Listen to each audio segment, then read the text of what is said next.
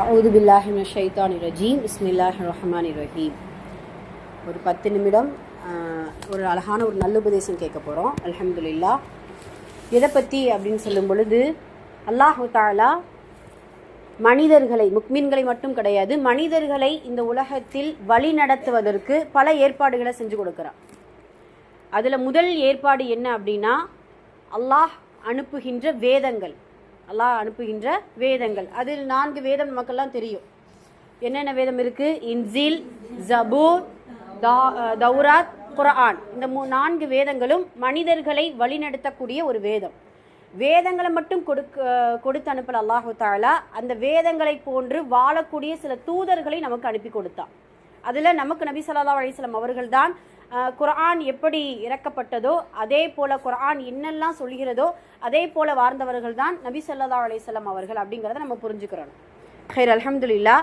இன்னைக்கு இப்போ நமக்குமே நம்ம யாராவது நம்மளிடத்துல வந்து ஒரு மாற்று மத சகோதரர்களோ யாராவது நம்மளிடத்துல வந்து குர்ஆனில் என்ன உள்ளது அப்படின்னு கேட்டால் நாம் எக்ஸ்பிளைன் பண்ண சொல்ல தெரிஞ்சிருக்கணும். அதை விளக்கமாக அதை புரிந்து கொண்டு இதுதான் இருக்கு அப்படிங்கிறத அவங்களுக்கு சுருக்கமாகவும் நம்ம என்ன செய்யணும், அவங்களுக்கு சொல்வதற்கு நமக்கு அந்த அந்த அறிவு நமக்கு வேணும். இப்போ இந்த 10 நிமிடத்தில் குர்ஆனில் என்ன உள்ளது அப்படிங்கிறத உங்களுக்கு நான் சுருக்கமாக இன்ஷா அல்லாஹ் சொல்லிடுவோம். அந்த விஷயங்களை முதலில் தெரிந்து கொண்டு மற்றவர்களுக்கும் இந்த குர்ஆன்னா என்ன, அந்த குர்ஆனில் அல்லாஹு தஆலா என்ன சொல்லியிருக்கான், இந்த குர்ஆனுடைய மைய கருத்துகள் என்ன, கருத்தாற்றல் என்ன அப்படிங்கிறத நாம் இன்ஷா அல்லாஹ் பார்க்க போகிறோம். முதலில் இந்த குர்ஆனில் 4 விஷயத்தை தான் அல்லாஹ் சொல்லியிருக்கான். 4 விஷயத்தை நம்ம தெரிந்து கொள்ளும் பொழுது இந்த குர்ஆன் முழுமைப்படும். அவ்வளவுதான். இந்த 4 விஷயத்தை நம்ம சுருக்கமாக நம்ம இப்போ சொல்ல போகிறோம். இந்த 4ஐ கொண்டு தான் அல்லாஹ் இந்த குர்ஆனை இவ்வளவு பறந்து விரிந்த ஒரு பெரிய விளக்கமாக நமக்கு கொடுத்திருக்கிறான். அது என்ன 4 விஷயம் அப்படிங்கிறத முதல்ல பார்க்க போகிறோம். ஒன்று என்ன அப்படின்னா, இந்த குர்ஆனில் சொல்லப்படக்கூடிய முதல் கருத்து அது என்ன அப்படின்னு சொல்லும் பொழுது, இறைவன் என்றால் யார், அந்த அல்லாஹ்னா எப்படிப்பட்டவன், அல்லாஹ்வை தவிர்த்து விட்டு யாரையெல்லாம் வணங்கக்கூடாது என்று சொல்லக்கூடிய சில விஷயங்களை நமக்கு சொல்லி கொடுத்துருக்கா இந்த குர்ஆன்ல அல்லாஹு தஆலா. முதல்ல அல்லாஹ்னா யாரு, அல்லாஹுடைய பண்பு நலன்கள் என்ன, அல்லாஹுடைய தன்மைகள் என்ன அப்படிங்கிறது முஸ்லிம்களாகிய முக்மீன்களாகிய நாம முதல்ல புரிஞ்சுக்கிறோம். அல்லாஹ்னா எப்படிப்பட்டவன் அப்படிங்கிறத புரிஞ்சுக்கிறோம். ஏன்னா அல்லாஹ் என்கின்ற அவனுடைய அந்த அவனை குறித்த அறிவு மட்டும் நமக்கு இல்லை அப்படின்னா இந்த உலகத்தில் முஸ்லீம்களாக முக்மீன்களாக வாழ்ந்ததில் எந்த ஒரு அர்த்தமும் கிடையாது. அவன் எப்படிப்பட்டவன், அவனுடைய தன்மைகள் நமக்கெல்லாம் அல்லாஹு தஆலா குர்ஆன் முழுக்க 99 தன்மைகளை நமக்கு சொல்லி கொடுத்திருக்கிறார். சிஃபத்துகள், தன்மைகள்னா புரியுதுங்க இல்லையா? ஒவ்வொன்றும் அல்லாஹுடைய சிஃபத். அர் ரஹ்மான், அவன் அளவற்ற அருளாளன், அவன் நிகரற்ற அன்புடையோன், அவன் இறுதி தீர்ப்பு நாளின் ஒரு அதிபதியாக இருக்கிறான், அவன் சமீர் பசீர், செவியேற்பவன், உற்று நோக்குபவன், நன்கு அறிந்தவன், நீதியாளன், மகத்துவமிக்கவன், சங்கை மிக்கவன்.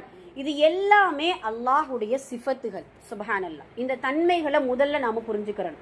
அதே போல நமக்கு அல்லாஹ்னா யாரு அப்படின்னு சொல்லிட்டு ஒரு சில முக்கிய வசனங்களை கொண்டு நமக்கு ரொம்ப அழகா நமக்கு குர்ஆன்ல அல்லாஹ் விளக்கப்படுத்துறான். அதுல ரொம்ப முக்கியமானது சூரா இஹ்லாஸ். அல்லாஹுடைய 5 தன்மைகளை அழகான ஒரு 4 வசனத்தை கொண்டு அல்லாஹ் நமக்கு அவ்வளவு அழகா விளக்கப்படுத்துறான். அல்லாஹ் ஒருவன் தான், அவன் தனித்தவன், அவன் யாரையும் பெறவும் இல்லை, யாராலும் பெறப்படவும் இல்லை, அவனுக்கு நிகராக இந்த உலகத்தில் யாருமே இல்லை அப்படிங்கிறத அல்லாஹ் தன்னை கொண்டு இந்த சூறாக்களின் மூலம் நமக்கு தெளிவுபடுத்துறான். அதே போல நம்ம அடிக்கடி ஒவ்வொரு ஃபர்லு தொழுகைக்கு பின்னாடியும் ஆயத்துல் குர்சி ஓதுறோம் இல்லையா? அந்த ஆயத்துல் குர்சி முழுக்க அல்லாஹுடைய வல்லமை, அல்லாஹுடைய குதிரத், ஆற்றலை அல்லாஹு தஆலா இந்த ஆயத்துல் குர்சியின் மூலம் நமக்கு தெளிவுபடுத்துறான். அல் ஹய்யுல் கய்யூம், அவன் என்றும் நிலையாய் இருப்பவன், என்றும் உயிரோடு இருப்பவன். அவனுடைய அனுமதியை கொண்டு இந்த உலகத்தில் மறுமையில் யாரும் சிபாரிசு செய்ய முடியாது. அவனுடைய அனுமதி இருந்தால் மட்டும்தான் சிபாரிசு செய்ய முடியும். அதே போல அவன் இருக்கக்கூடிய குர்சி, அர்ஷ், குர்ஷுன்னு சொல்லுவோம் இல்லையா? அது எவ்வளவு பெரியது அப்படின்னா வானம் பூமியை விட விசாலமானது. அதை அவன் பாதுகாப்பதில் எந்த ஒரு சிரமமும் கிடையாது. அதே போல அவன் சிறு தூக்கமும் கிடையாது, அவனுக்கு ஆழ்ந்த தூக்கமும் கிடையாது. சுப்ஹானல்லாஹ். இப்போ ஆயத்துல் குர்சி முழுக்க அல்லாஹுடைய தன்மைகள், அல்லாஹுடைய வல்லமை, அல்லாஹுடைய ஆற்றலை நமக்கு சொல்லுது.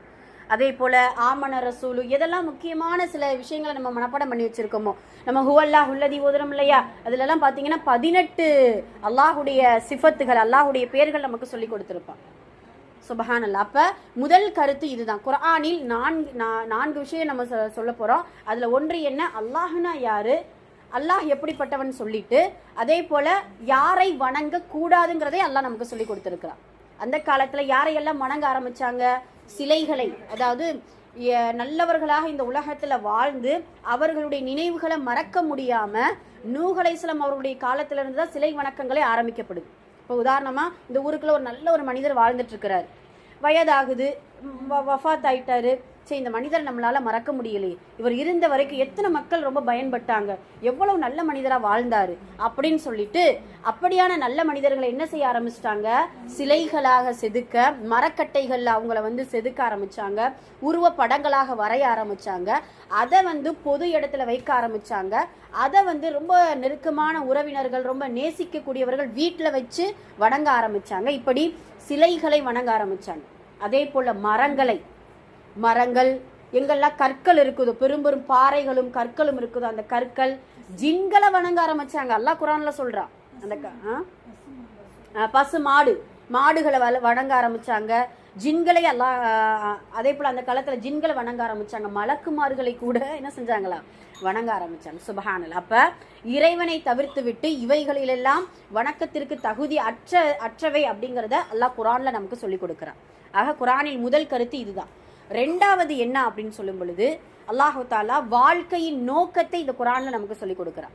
வாழ்க்கையின் நோக்கம், உங்களுடைய நோக்கம் என்ன, இந்த உலகத்துல பிறந்தோம் இருக்கிறோம், நம்மளுடைய நோக்கம் என்னவா இருக்கும்? பொதுவா ஒரு மனிதனை ஒரு பொதுப்படையா ஒரு இஸ்லாமிய கல்வி இல்லாத ஒரு மனிதனிடத்துல கேட்டோம்னா என்ன சொல்லுவான், நல்ல சந்தோஷமா வாழணும், இருக்க நல்ல ஒரு இருப்பிடம் வேணும், நல்ல பயணிக்க ஒரு நல்ல வாகனம் வேணும், ஒரு அழகான மனைவி வேணும், நல்ல ஒரு சந்தோஷமான ஒரு சூழல், ஒரு நல்ல ஒரு இது எனக்கு இருக்கணும் அப்படின்னு சொல்லிட்டு தான் அவனுடைய நோக்கம் இருக்கும். ஆனால் ஒரு முக்மீன், ஒரு குர்ஆனை வழிகாட்டியாக எடுத்துக்கொண்ட ஒவ்வொரு முஸ்லீமும் முக்மீனும் அவனுடைய வாழ்க்கை நோக்கம் எதுவாக இருக்க வேண்டும் என்றால், சுப்ஹானல்லாஹ், அல்லாஹ்வை நெருங்குவதற்கான வழிகள் என்ன, அல்லாஹ்வை எதன் மூலமாக அவனுடைய அன்பை பெறலாம், அதே போல துன்யாவிலையும் நமக்கு நர்பாக்கிய வேணும், மறுமையிலையும் நமக்கு நர்பாக்கியம் வேணும். அது ஒரு நோக்கமாக இருக்கணும்.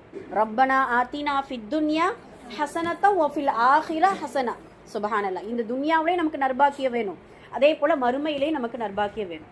இல்ல எனக்கு இந்த துன்யா வேண்டாம், மறுமையே எனக்கு போதும் அப்படின்னு சொல்வது நம்மளுடைய கொள்கை கிடையாது. இந்த உலகத்திலே அல்லாஹ் நிஅமத் யாருக்காக நமக்கு இதெல்லாம் படைச்சு வச்சிருக்க, நமக்காகத்தானே. இந்த உலகத்துல எதெல்லாம் நமக்கு நிஅமத்தாக இருக்குதோ, நிஅமத்தா பொருளாதாரத்தை அதிகமா கொடுத்தாலும் சரி, ஆரோக்கியத்தை அதிகமா கொடுத்தாலும் சரி, நிம்மதி அதிகமா கொடுத்தாலும் சரி, எது எல்லாம் நிஅமத்தாக நாம் உணர்ந்து கொண்டிருக்கிறோமோ அதெல்லாம் அனுபவிக்கலாம், ஒன்றும் பிரச்சனை இல்லை. அதே போல துன்யாவிலேயே அனுபவிச்சு மறுமையை மறந்துடக்கூடாது. துன்யாவை விட்டுட்டு மறுமையுமே நம்ம என்ன செய்யக்கூடாது, தேடவும் கூடாது. ரெண்டுலையுமே நம்ம என்ன செய்யணும், கரெக்டான ஒரு நிலைமையில இருக்கணும் அப்படிங்கிறத வாழ்க்கையின் நோக்கமாக நமக்கு அல்லாஹ் தஆலா இந்த குர்ஆன்ல சொல்லி கொடுக்கிறான். அதே போல அதிகமாக துன்யாவிலேயே நமக்கு நோக்கம் இருக்கணும், அதே போல மறுமையை கொண்டும் அந்த நோக்கங்கள் முழுக்க அல்லாஹுடைய ரஹ்மத்தை நம்ம எப்படி பெற்றுக்கொள்ளலாம், அல்லாஹுவை காணக்கூடிய பாக்கியத்தை எப்படி பெற்றுக்கொள்ளலாம், நம்முடைய நோக்கம்லாம் அதுதான் இருக்கணும் இன்ஷா அல்லாஹ்.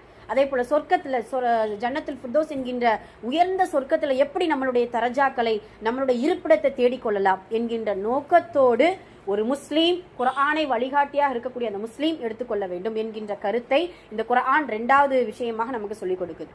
3வது, ஒரு மனிதன், ஒரு தனி மனிதன் எதை செய்ய வேண்டும், எதை செய்யக்கூடாது, அதை சொல்லுது இந்த குர்ஆன். சுப்ஹானல்லாஹ்.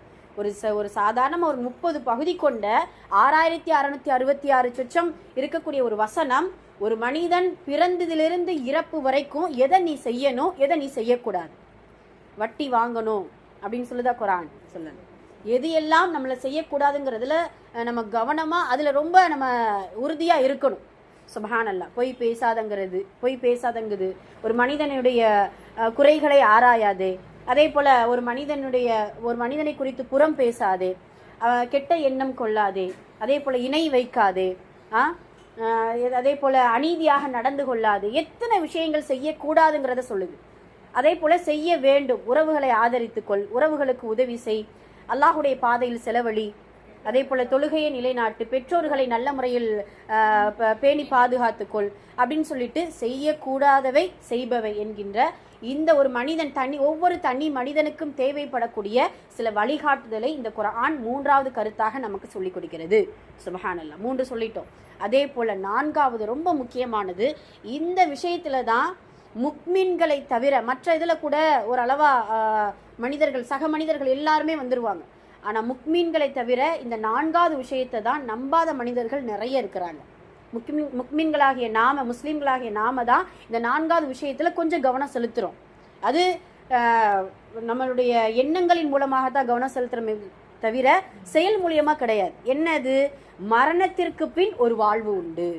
அதுதானே இந்த குர்ஆன் சொல்லுது, மரணத்திற்கு பின் ஒரு வாழ்வு உண்டு. நான் மற்ற மனிதர்கள்ட்ட கேட்டோம்னா, என்ன மரணத்துக்கு பின்னாடி? இறந்தோம், அவ்வளவுதான், நம்மளை எரிச்சிட்டான், புதைச்சிட்டான், அதோட முடிஞ்சிருச்சு, இந்த உலகத்தோட முடிஞ்சிருச்சு. அப்புறம் ஜென்மம் எடுப்போம். எப்படி ஜென்மம் எடுப்போம் அப்படின்ட்டு அந்த மற்ற மதத்தார்கள் சொல்லக்கூடிய வார்த்தை என்னன்னா, ஒரு தாய் வழி பிள்ளையாகவோ ஏதாவது ஒரு குழந்தையாகவோ நாங்கள் பிறக்கக்கூடிய வாய்ப்பு இருக்குது. அப்படி எது நாங்கள் விருப்பப்படுறோமோ அந்த மாதிரியான ஒரு படைப்பாக நாங்கள் பிறக்கக்கூடிய வாய்ப்பு இருக்குது அப்படின்னு சொல்லிட்டு ஜென்மங்களை குறித்து அவங்க பேசுவாங்க. ஆனால் நமக்கு அது கிடையாது. இந்த உலகத்திற்கு பின்னாடி ஃபர்ஸக் என்கின்ற கபருடைய வாழ்க்கை, கபருடைய வாழ்க்கைக்கு பின்னாடி மறுமை என்கின்ற நிரந்தரமான வாழ்க்கை.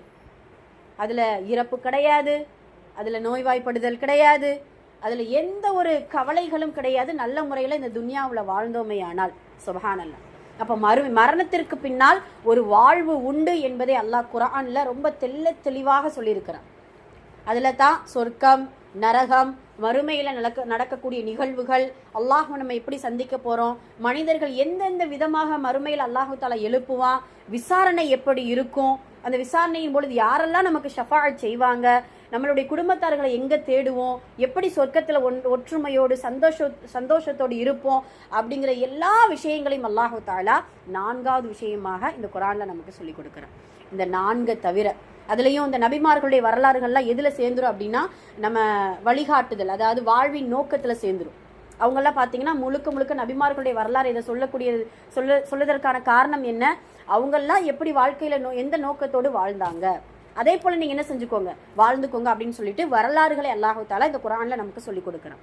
ஆக இந்த 4 விஷயம்தான் ஒரு குர்ஆன். அதை நம்ம புரிஞ்சுக்கிறோம். ஒன்று, அல்லாஹ்னா யாரு, யாரை வணங்க கூடாது என்பதை சொல்கிறான். ஒன்று. இரண்டாவது, வாழ்வின் நோக்கத்தை, ஒவ்வொரு தனி மனிதனுடைய வாழ்வின் நோக்கத்தை அல்லாஹ் தஆலா இந்த குர்ஆனில் சொல்கிறான். மூன்றாவது, ஒரு மனிதன் எதை செய்ய வேண்டும், எதை செய்யக்கூடாது என்பதை அந்த குர்ஆன்ல சொல்லி காட்டுகிறான். நான்காவது, மரணத்திற்கு பின்னால் ஒரு வாழ்வு உண்டு. சுப்ஹானல்லாஹ். இந்த விஷயங்களை நம்ம தெளிவா எடுத்துக்கிறோம். சரிங்களா? இந்த 4 விஷயம் தான் இந்த குர்ஆன்ல இருக்குது. யாராவது நம்ம இடத்துல இப்படி கேட்டாங்க அப்படின்னா கட்டாயமாக இதை குறித்து நம்ம சொல்வதற்கான அந்த அறிவு, அந்த ஆற்றல் நமக்கு இருக்கணும் இன்ஷா அல்லாஹ். அதே போல அடிக்கடி இந்த 4 விஷயத்தை தெரிஞ்சுக்கிட்டோம், சரி இந்த குர்ஆன் எடுத்து படிக்க வேண்டாமா, பார்க்க வேண்டாமா அப்படிங்கிறது கிடையாது. இந்த 4 விஷயத்தை எப்படி அல்லாஹ் விரிவா சொல்லி கொடுக்குறான். இப்போ நான் இந்த குர்ஆன் எடுத்து படிக்கிறேன் அப்படின்னா இது எனக்கு தனிப்படையான நல்லுபதேசம். நீங்க எடுத்து படிக்கிறீங்கன்னா உங்களுக்கு. இப்போ ஒவ்வொரு மனிதனுக்கும் இந்த குர்ஆன் ஏதோ ஒன்றை சொல்லிக்கொண்டே இருக்கும் ஒவ்வொரு நாளுமே. ஏன்னா நம்ம செய்யக்கூடிய ஒவ்வொரு நாளும் பல சோதனைகளை நம்ம சந்திச்சுக்கிட்டு இருக்கோம், பல குழப்பங்களுக்குள்ள நம்ம இருக்கிறோம். இந்த குழப்பங்களுக்கும் சோதனைகளுக்கும் தீர்வாக இருக்கக்கூடியது இந்த குர்ஆன். அதிகமாக இன்ஷா அல்லாஹ் இந்த குர்ஆனோடு தொடர்பு இருக்கக்கூடியவர்களாக இருக்க வேண்டும். வாழ்க்கையின் வழிகாட்டியாக இருக்கக்கூடிய இந்த குர்ஆன்ல என்ன அல்லாஹ் சொல்லியிருக்கான் அப்படிங்கிறத முதல்ல நாம் புரிந்து கொண்டு மற்றவர்களுக்கும் எடுத்து சொல்லக்கூடியவர்களாக இருக்க வேண்டும். அல்ஹம்துலில்லாஹ்.